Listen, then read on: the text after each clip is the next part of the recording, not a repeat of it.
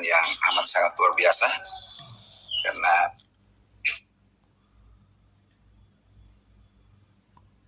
kesehatan itu amat sangat berharga, Bapak Ibu, sangat bernilai. Jadi kita mesti harus menjaganya. Mohon maaf Bapak Ibu, kayaknya signal kurang stabil karena baru turun hujan lebat banget di daerah kami di sini di Mustikasari, jadi agak sedikit mengalami pelambatan ya. Baik, Bapak Ibu, sebelum kita nanti tanya jawab, izinkan saya memberikan beberapa tambahan sedikit dari pelajaran kita kemarin. Ada penuntunnya, ada pegangannya, ada pedomannya untuk kita tanya jawab nanti ya di pertemuan-pertemuan sebelumnya. Tapi saya akan mengawali dulu dengan kelanjutan kita kemarin ya. Baik. Jadi Bapak Ibu, bahwa kita kemarin bicara mengenai temuan dari para profesor, terutama dalam dunia psikologi ya, bahwa apa yang terjadi di Perjanjian Lama, khususnya kita bicara mengenai topik pertobatan, di mana kita mengambil dua tokoh yang kita baru bahas, yang begitu berpengaruh di awal-awal pemerintahan kerajaan Israel gitu, tapi bagaimana dia menyudahi kehidupannya dia. Dalam kitab nanti boleh dicek Bapak Ibu, itu di sini dikatakan kita perlu memperhatikan akhir hidup dari seorang pemimpin. Itu terjemahan bebas saya kira-kira begitu. Jadi kita tidak hanya melihat bagaimana proses awalnya dia gitu, tapi bagaimana kita melihat dia menyudahi, dia punya perjalanan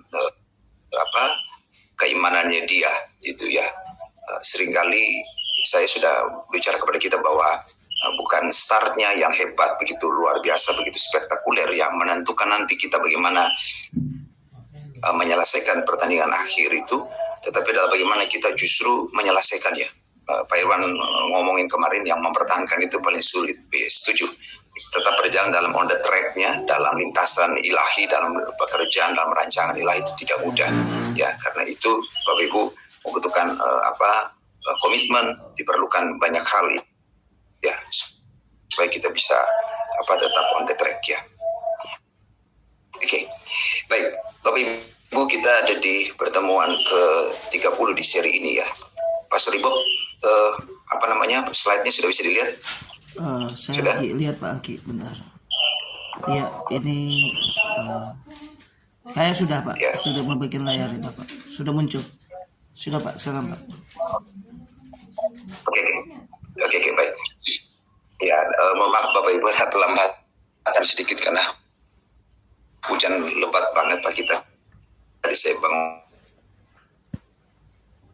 jam setengah jam setengah 4 kurang ya, kira-kira 3:04 itu ada pelambatan. Oke, saya cepat. Tim Bapak Ibu.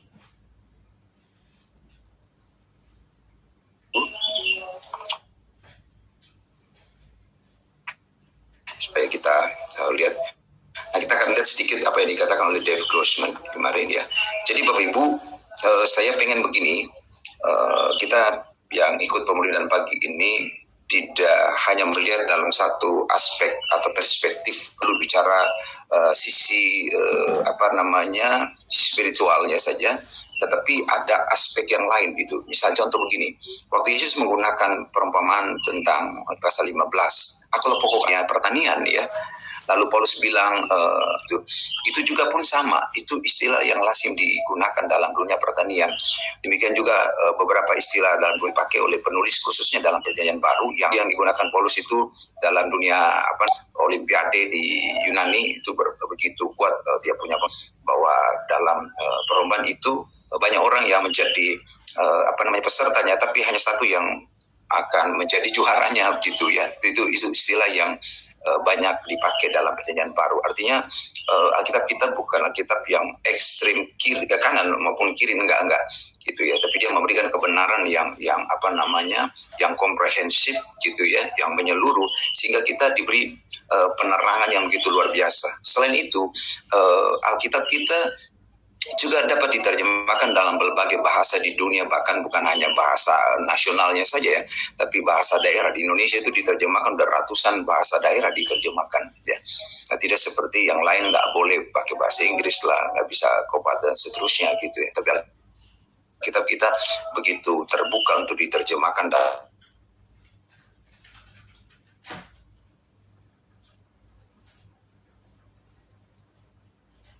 dalam berbagai bahasa ya. Oke. Nah, kita akan lihat dalam sisi yang lain bahwa apa yang diomongin dari si Grossman dengan teman-teman para psikolog itu sendiri, Bapak Ibu, ternyata punya sangkut paut ya, apa yang terjadi terhadap Saul itu sendiri. Nah, namun sebelum kita bicara beberapa ini, Bapak Ibu, beberapa hal mengenai ini, kita akan lihat dulu beberapa teks dalam 1 Samuel 16 ayat 14, lalu 15, 16, ada beberapa menyerang, mempengaruhi kehidupan perilaku dari si Saul gitu ya, Bu, antara Saul ini ya. Jadi saya maksudkan begini Bapak Ibu, bahwa tidak selalu penyakit tertentu itu berkorelasi dengan pengaruhnya kuasa jahat atau roh jahat ya Bapak Ibu. Nanti kita akan bicara dalam topik, saya sudah siapin materinya, PPT-nya di materi demonologi ya. Kalau di mata kuliah yang saya ajar itu namanya okultisme gitu ya. Nanti kita akan bahas di sana lebih detailnya. Kalau kita bicara tentang roh-roh jahat dan seterusnya gitu ya. Nah, jadi ada korelasinya Bapak Ibu bahwa dunia psikologi itu atau dunia kejiwaan itu juga turut andil memberikan pengaruh terhadap kejiwaan ataupun kegoncangan emosi seseorang. Dalam hal ini adalah Saul itu sendiri ya. Baik, jadi setelah roh Tuhan itu undur dari Saul ya, akhirnya dia diganggu oleh roh jahat. Kalau kita lihat dari teks ini seakan-akan itu roh jahat itu sumbernya dari Tuhan. Nanti kita akan bahas apakah benar teks ini memaksudkan demikian gitu, karena ini adalah salah satu teks yang sulit diterjemahkan dan banyak orang salah menginterpretasi sehingga terjadi yang namanya gagal paham ya. Masa Tuhan roh Allah dia kudus, lalu tiba-tiba dia memberikan roh jahat lagi gitu ya, sehingga Saul begitu tergoncang kehidupannya dia. Oke, ayat 15 juga, ketahuilah roh jahat yang daripada Allah mengganggu engkau. 16 juga berkata demikian, yang mencari seorang yang pandai main kecapi, apabila roh jahat yang daripada Allah itu hinggapan. Jadi berulang kali ya disebutkan roh Allah, roh jahat itu selalu berdampingan dengan roh Allah. Lalu ayat 23 dikata juga, setiap kali roh yang daripada Allah itu hinggap pada Saul, maka Daud mengambil kecapi dan memainkannya. Ya, lanjut ayat pasal 18 ayat 10 juga sama, roh jahat yang daripada Allah itu berkuasa atas Saul dan seterusnya. Kemudian terakhir saya ambil di pasal 19 ayat 9 ya. Tetapi roh jahat yang daripada Tuhan hingga pada Saul ketika ia duduk di rumahnya. Jadi ini perubahan perilakunya Bapak Ibu, kita melihat begini, tidak selalu penyebab utamanya itu oleh karena kuasa jahat atau roh jahat itu sendiri ya Bapak Ibu. Itu datang sewaktu-waktu, kapan waktunya itu dia akan datang. Kenapa demikian? Sebagaimana saya sudah ungkapkan di awal bahwa sifat dari roh jahat itu dia tidak mahadir atau omnipresent. Ya, dia sewaktu-waktu dia datang, dia hilang sewaktu-waktu juga. Demikian juga pekerjaannya dia. Dia datang kadang-kadang mempengaruhi orang di kampung kami. Kalau berita dunia okultis, pada waktu air pasang itu perut seseorang itu jadi bengkak begitu ya, entah ini yang jadi gedenya dan seterusnya, yaitu itu pengaruh dari situ. Ada yang nanti maghrib dan seterusnya, itu efeknya. Nah, kita akan lihat korelasi dari berbagai penyakit itu tidak hanya disebabkan oleh adanya roh jahat ini Bapak Ibu. Beberapa temuan riset kajian yang dilakukan oleh para ahli, bagaimana penyakit itu sendiri rupanya berkaitan atau punya kaitan erat dengan kesehatan pikiran atau kejiwaan seseorang. Kita akan lihat setidaknya dengan cepat. Misalnya Bapak Ibu, ya, yang pertama itu adalah ini penyakit yang umum ya, diderita oleh banyak orang, namanya marah. Ya, para ahli menemukan kalau kita sering marah Bapak Ibu dalam waktu durasi nggak banyak sih Bapak Ibu, 5 menit. Tahu nggak apa yang menyebabkannya? Ini akan menyebabkan sistem imun tubuh mengalami depresi 6 jam. Wow, mengerikan ya Bapak Ibu. 5 menit loh. Ini apalagi 1 jam, apalagi marahan sampai 13 jam, 24 jam, ya. 1 minggu, 1 bulan nggak kebayang Bapak Ibu, kalikan aja loh Bapak Ibu. 5 menit itu mengalami kegoncangan loh. Sistem imun kita itu mengalami depresi 6 jam. Inilah awal mulanya penyakit akut berdatangan seperti hipertensi, gagal jantung, dan stroke. Ya, yang kedua Bapak Ibu, hubungannya pikiran yang sehat itu dengan penyakit itu, kita sakit apa tidak itu bergantung pada sehat tidaknya pikiran. Yang kedua adalah orang yang suka dendam akan menyebabkan imun tubuh mati. Kalau di atas itu depresi, ini mati Bapak Ibu. Ngeri ya. Dari situlah bermula segala penyakit, stres, kolesterol, lagi di atas hipertensi, serangan jantung, rematik, lalu artritis, dan stroke juga. Ya. Lanjut, yang ketiga adalah stres bisa menyebabkan gangguan pencernaan. Stres itu ada tahapan ya Bapak Ibu ya. Ada yang umum, ada yang stres yang pertama, kedua itu ada Bapak Ibu ya kategorinya, sehingga membuat orang terkadang jadi kehilangan sensitivitas dengan dunia sosial. Yang keempat adalah kekhawatiran bisa menyebabkan mudah terkena penyakit nyeri punggung. Dan yang terakhir, mudah tersinggung Bapak Ibu akan cenderung terkena penyakit insomnia. Ya, artinya penyakit susah tidur ya Bapak Ibu. Saya kira saya sudahi di sini. Nanti kita akan bicara mengenai kemarin ada obsesi, ada istilah lain itu dikenal dengan istilah paranoid yang dibahas oleh si pakar tadi, supaya kita dapat kebenaran bahwa ketika kita mendoakan orang jangan melulu ditengking Bapak Ibu ya. Tapi pertama-tama adalah kita perlu doakan dia dalam nama Yesus supaya Tuhan kasih dia kekuatan, kesanggupan, dan Tuhan kasih hikmat sama kita. Apakah jenis penyakit ini akan terus didoakan atau kita tidak perlu harus melakukan pendekatan lain ke rumah sakit ataupun ke para psikolog ya. Saya kira demikian. Pastor Ibob saya kembalikan ya kepada Bapak Ibu. Haleluya, puji Tuhan. Tepuk tangan dulu ya Maria buat Tuhan Yesus. Terima kasih. Ya, ini memang selalu baru ya, menarik sekali.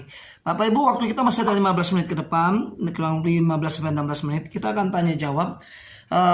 Oke, Kak Ronti sudah angkat tangan.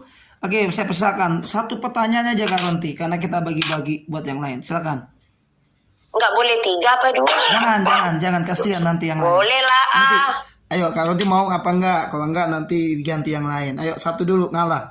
Orang ngalah disayang Tuhan. Oke, ya lanjut. Salam Pak Hangki, suara saya kedengaran ya Pak? Udah mantap. Lanjut. Oke. Pertanyaan saya sebenarnya banyak Pak Hangki, cuma disuruh satu ya sudahlah. Bagaimana cara supaya melayani Tuhan dengan melayani pekerjaan Tuhan itu tetap selaras dan seimbang? Terima kasih Pak. Mantap. Silakan Pak Hangki. Baik, kita belajar di kisah antara dua wanita yang hebat, saudara dari Yesus, Lazarus maksud saya, itu Maria dan Martha. Jadi diperlukan adalah bagaimana kita mengelola yang disebut dengan saya bilang itu manajemen pelayanan ya.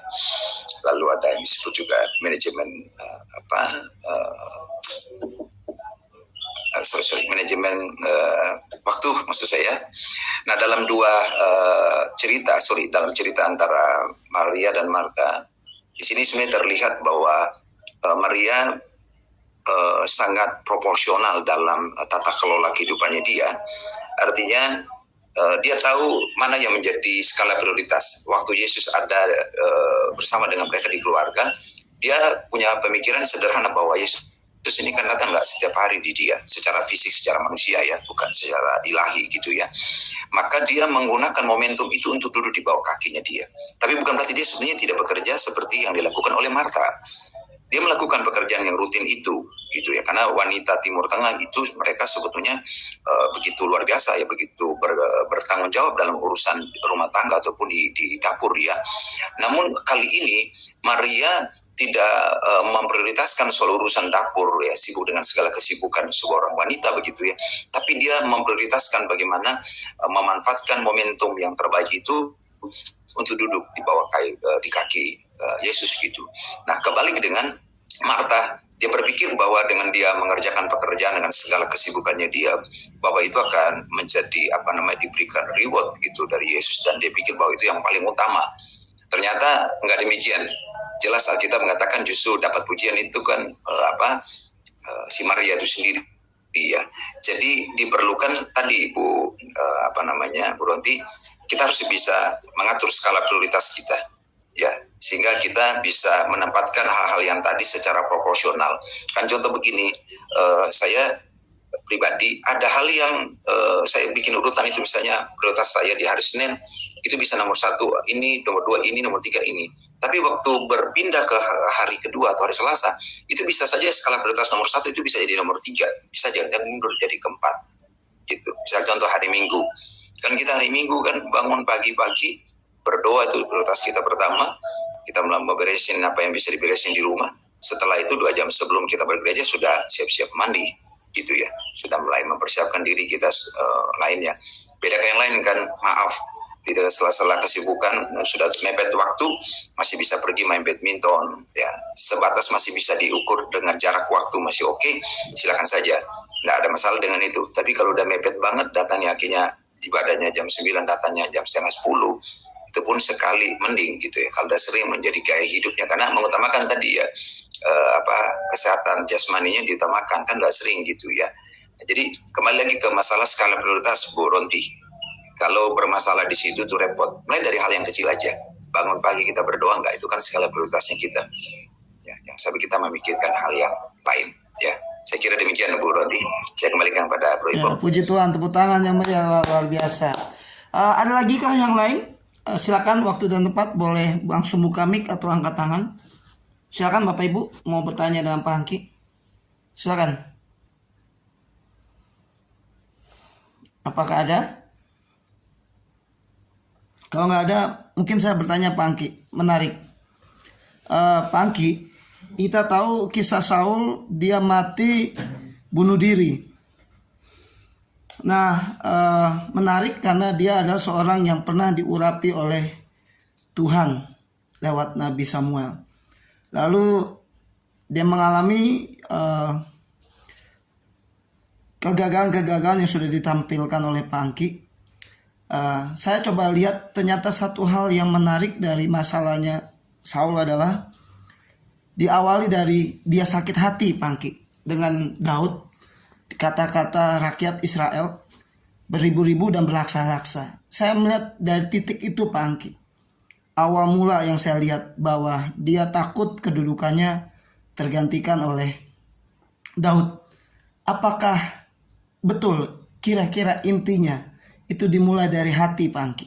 Karena kalau kita lihat berikutnya, terakhir itu baru dia sampai nyari juru tenung ataupun menyembah itu semua. Nah, apakah dimulai dari situ Pak Hangki, kejadian antara Saul dengan Daud, lalu sampai endingnya seperti itu? Apakah dimulai dari itu? Silakan Pak Hangki, waktu dan tempat. Ya, bisa saja hati menjadi sumber utama ya dari banyak hal, karena di dalam Yakobus kan juga bicara mengenai keinginan ya, itu kan dari sana ya sumbernya.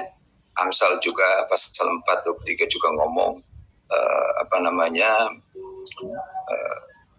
jagalah hati dengan segala kewaspadaan, karena dari situlah terpancar kehidupan.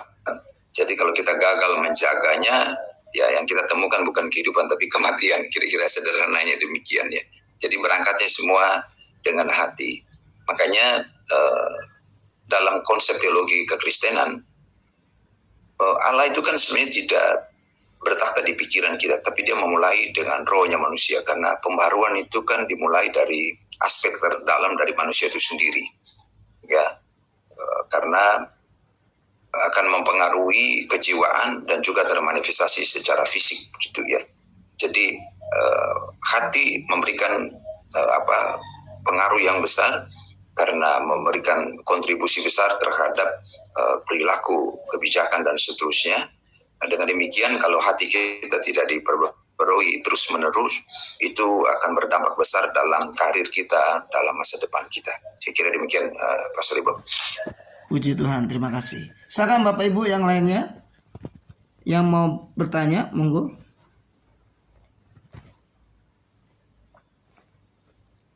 Masih ada 8 menit Bapak Ibu. Ya, Tante Ronti sudah angkat tangan. Yang lain ada Bang Doni. Ya, silakan.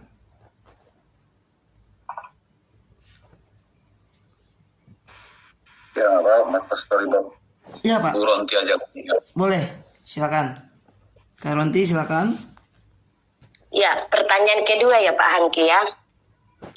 Bagaimana cara menyelaraskan yang tertulis di dalam 2 Petrus 1 ayat 5 sampai 10 itu Pak? Karena kalau tidak selaras akibatnya itu sangat fatal. Terima kasih Pak.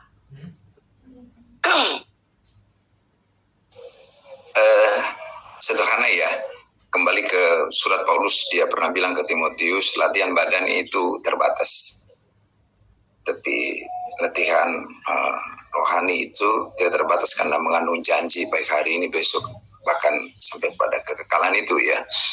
Jadi berpulang kepada proses dari pilihan kita, Bu Ronti. Kalau kita memilih sering melakukan latihan-latihan kecil kan sama seperti kesehatan jasmani kita ya.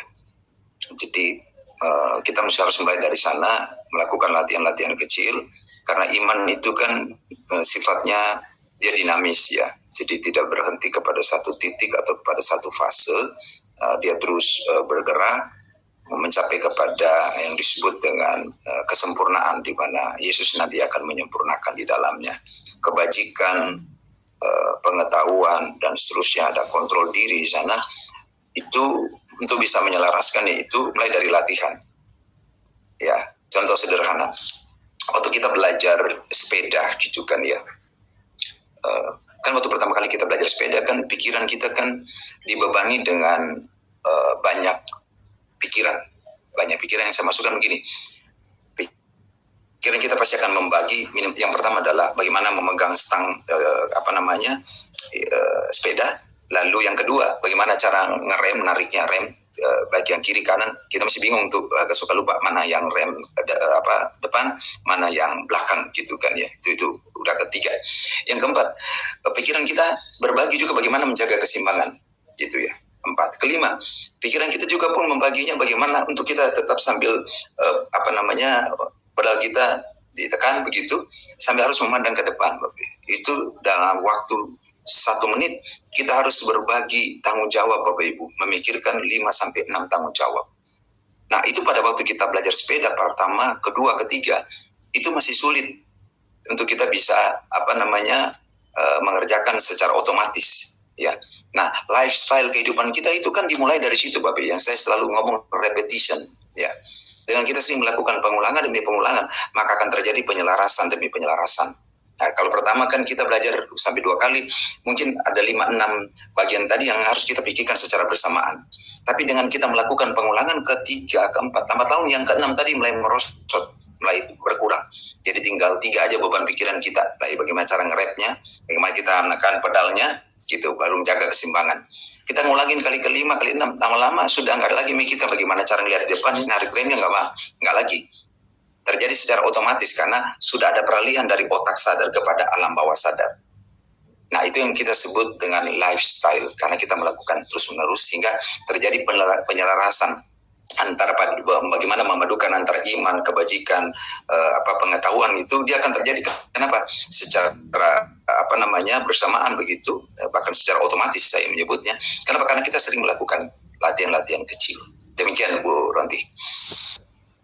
Ya, terima kasih Pak Angki. Tepuk tangan yang luar biasa. Terima kasih. Bapak Ibu masih ada 4 menit. Silakan, apakah ada yang bertanya atau Pak Gembala mau menambahkan? Silakan Pak Gembala.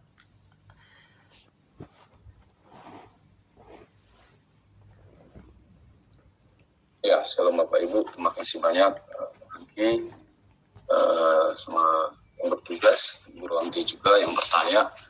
memang ini hari Sabtu kita jangan menjadi pasif ya. Jadi kita hanya mendengar orang bertanya, tapi juga pasti ada satu pertanyaan yang muncul dalam hati kita. Nah, jadi ini Sabtu depan supaya tidak hanya Ronti, tapi terutama beberapa para pemimpin, para diaken juga bertanya, atau kalaupun tidak bertanya, memberikan tanggapan atau pernyataan yang bisa sama-sama menguatkan kita. Ya, itu kira-kira ya. Nah, terima kasih Pak Angki. Sepanjang minggu ini kita belajar mengenai Saul ya, Raja Saul, dan sebelumnya kita belajar mengenai Paulus. Nah, dua hal yang bertolak belakang. Nah, tapi kalau kita ambil pelajaran daripada Saul ini, bahwa ketidaktaatan menyebabkan keruntuhan.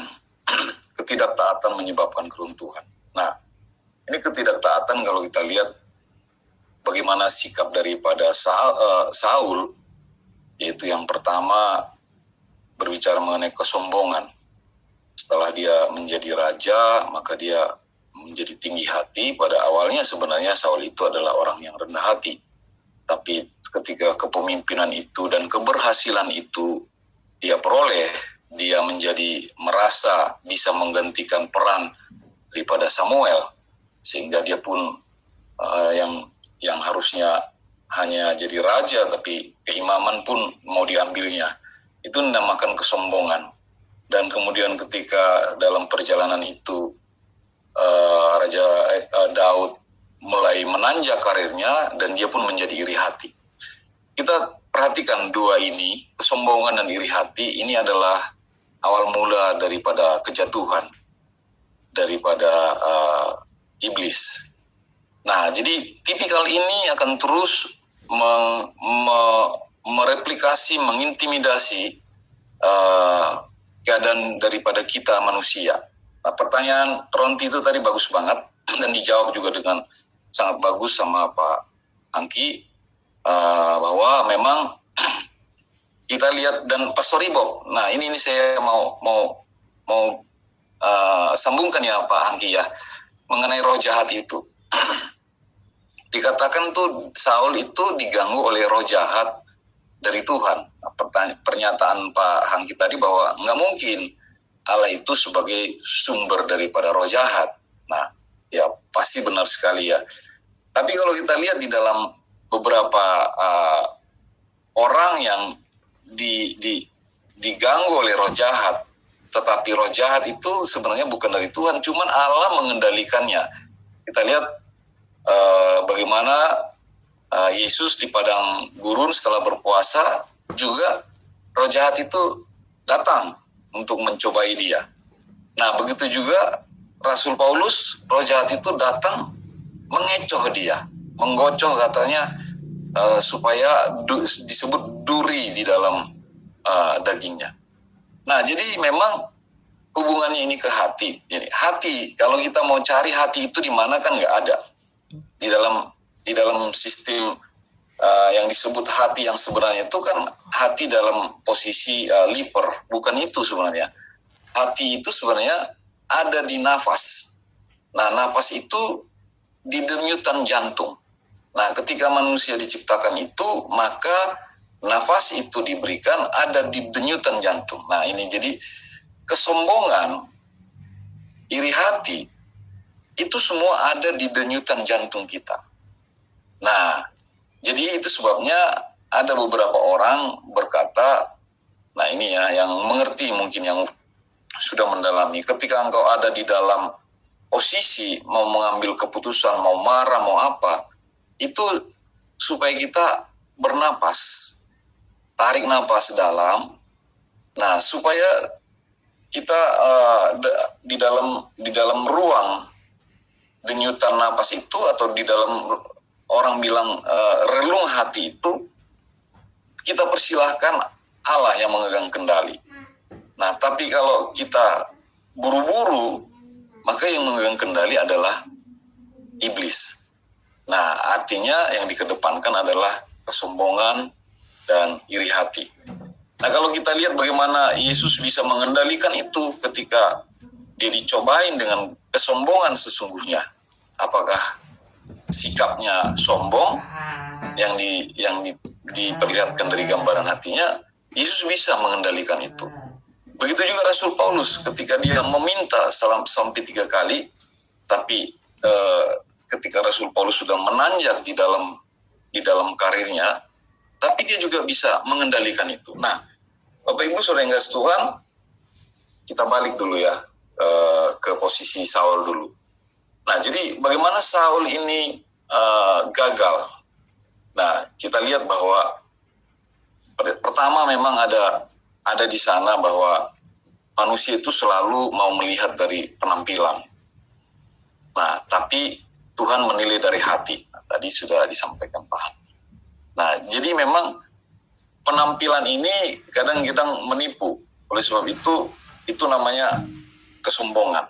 Tapi hatilah yang Tuhan lihat.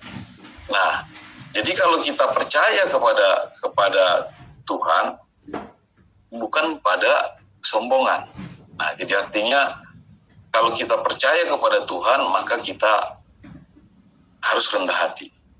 Nah, bukan orang yang percaya kepada Tuhan itu jadi dia sombong. Nah, itu pasti Saul seperti itu. Dia merasa bahwa dia bisa mengganti posisi daripada Samuel. Nah, yang berikutnya bahwa Tuhan memanggil kita memenuhi kehendak-Nya, bukan karena keinginan kita sendiri. Karena itu ayat firman Tuhan, siapa yang datang kepada Dia bukan karena kita, tapi karena Allah yang menarik kita kepada Dia. Nah, sehingga dengan demikian maka kita bisa mempercayakan seluruh hidup kita kepada Dia. Nah, kisah Saul ini menjadi peringatan bagi kita semua orang percaya, karena Tuhan menginginkan kita menjadi teladan, garam, dan terang dunia. Nah, di sini nih, jadi kalau kita lihat terang, waktu kita di SICC kemarin, kalau dikatakan terang berarti konsisten. Nah, itu ya Pak Anggi ya. Berarti kita konsisten. Jadi bagaimana menjaga konsistensi ini? Nah, artinya hati yang dijaga. Nah, karena itu adalah tempat di mana berdiamnya tadi roh itu atau spiritual itu yang disampaikan Pak Anggi tadi. Nah, Saul menjadi raja. Ia mengingatkan kita bahwa tidak ada pemimpin dunia ini yang bisa menggantikan posisi Tuhan. Nah, jadi kita harus percaya bahwa Tuhan menginginkan kita untuk membawa orang kepada Tuhan. Itu yang paling utama ternyata. Jadi Tuhan menginginkan kita untuk membawa orang-orang kepada Dia. Nah, jadi kalau kita mau menjadi teladan, ya teruslah berbuat baik. Nah, ada satu ungkapan kemarin saya agak lupa kata-kata itu. Dia bilang begini, kalau kita terus berbuat baik, jadi yang ada di dalam sikap kita selalu sikap baik. Nah, kalau kita senantiasa berbuat baik, yang ada di dalam sikap kita adalah selalu berbuat baik. Nggak ada lagi yang tersisa. Nah, artinya menjadi teladan, menjadi garam, menjadi terang, konsistensi itu gambaran daripada hati kita itu yang kita lepaskan lewat sikap kita, maka itu sikap yang selalu konsisten berbuat baik. Nah, inilah mungkin yang bisa saya tambahkan ke Bu Ronti tadi, bagaimana supaya kita bisa konsisten. Alkitab bukankah Alkitab berkata supaya kita terus berbuat baik, supaya artinya menjadi teladan, menjadi garam, menjadi terang. Ada di dalam napas, tarikan napas kita, artinya di dalam hati kita, di relung yang Blaise Pascal bilang itu, ada satu posisi di relung hati kita yang harus Allah masuk ke situ. Roh Allah harus diam di situ. Artinya kita harus terbuka untuk roh Allah diam di dalam kita. Demikian Pak Angki, Tuhan Yesus berkati.